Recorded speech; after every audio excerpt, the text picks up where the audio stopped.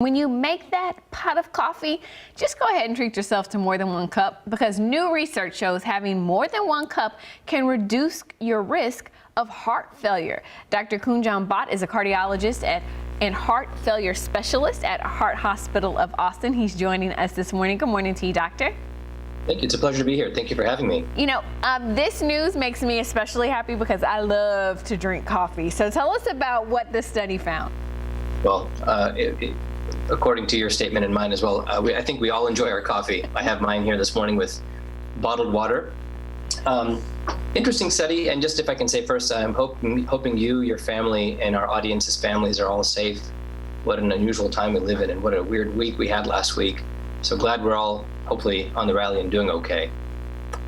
This was an interesting study published in a reputable journal called Circulation, and this was out of the University of Colorado. Dr. Cow and colleagues published a retrospective analysis looking back at old data and then looking at that digested again, over 21,000 patients in 3 separate cohorts. These cohorts were the Framingham Heart Study, the Atherosclerosis Risk and Community Study, and the Cardiovascular Health Study. So looking at 21,000 patients as a total population and following them over about 10 years. What was seen is that drinking coffee, or many variables were looked at. It wasn't just coffee consumption. But one of the variables of coffee consumption in 2 studies, whether you drank a cup or more, or in the 3rd study, if you drank 2 cups or more, it decreased your incidence of heart failure, which is quite frankly intriguing. Absolutely. And so we want to point out, though, that there can be probably too much of a good thing, right? You can't drink unlimited amounts of coffee. That's true. I think we have to recognize and be humbled by the fact that coffee, or caffeine, which is the chemical agent, the drug, if you will, that's in coffee, can have its pros and cons like anything else. And I think moderation is key, but having too much coffee or too much caffeine, I think those of us who drink caffeine have all been there, can have its untoward effects of palpitations, high blood pressure, feeling jittery or anxious. So you're absolutely right. So did the study determine a magic number of perhaps how many cups you should have a day to get the benefits for your heart? I think what's important to point out here is that in a retrospective study, looking back at old data, not a prospective study, and certainly not a randomized trial, these are observations.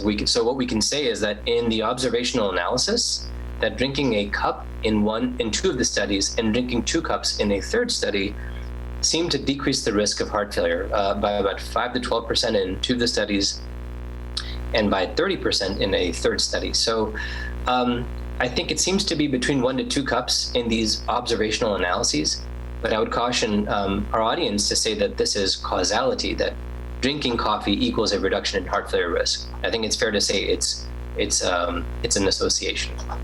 And we also want to point out that if you are going to enjoy those 2 cups of coffee, maybe 3 if you're like me, you don't want to load it with a ton of sugar, right? You want to be mindful of that because you can have adverse effects.